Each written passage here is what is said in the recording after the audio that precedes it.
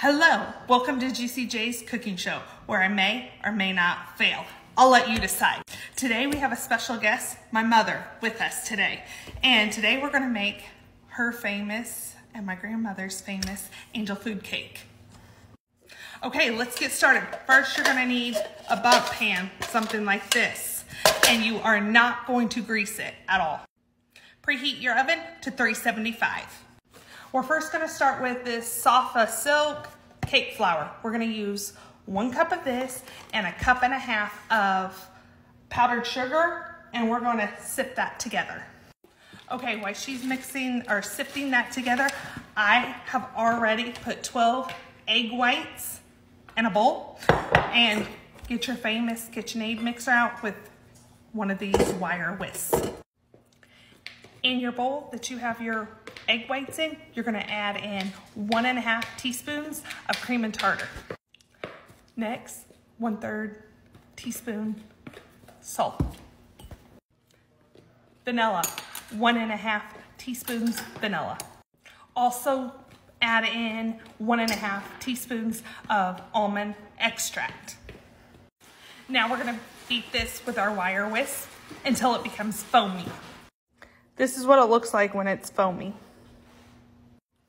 Okay, so after it's foamy, you're going to add in 1 cup of sugar, 2 tablespoons at a time while your mixer is on, because you want it to make a meringue and form peaks.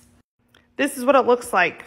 After the sugar's been added, it forms peaks. So thankfully, my mom's here to tell me exactly how to make this, because she's given me strict instructions on what to do. She said, now we got this flour and powdered sugar mix, we're going to gently fold in. Don't use your wire whisk. You're going to use like a spatula and gradually add this in to this mixture. Go.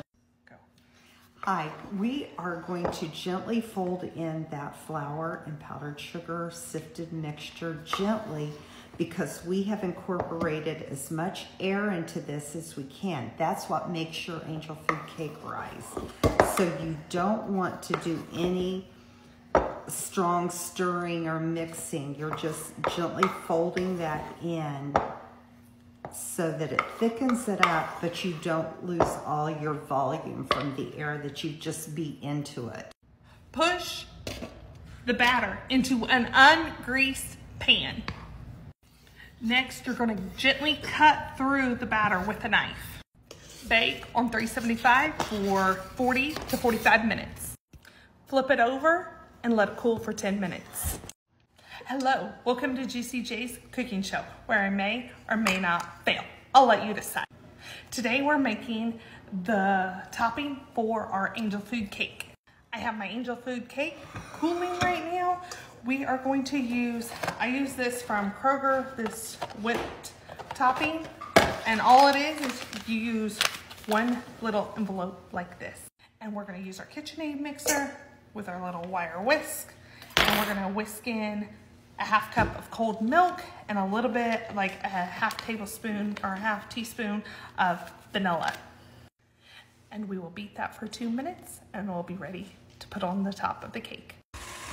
My topping is still whipping up, so I took a knife and went around the edges, and now I'm gonna flip it over and put it on my pan, or my platter. This is what we're working with.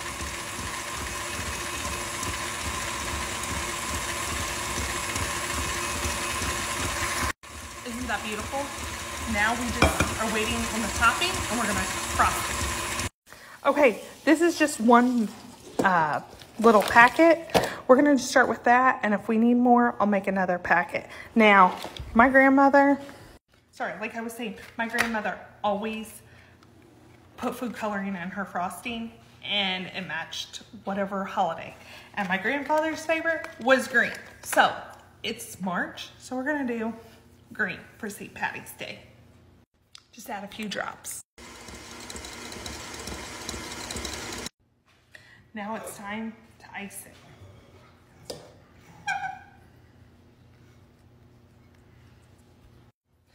Okay, here we go. There's your angel food cake. Now it's ready to eat. Okay, this is what it looks like on the inside.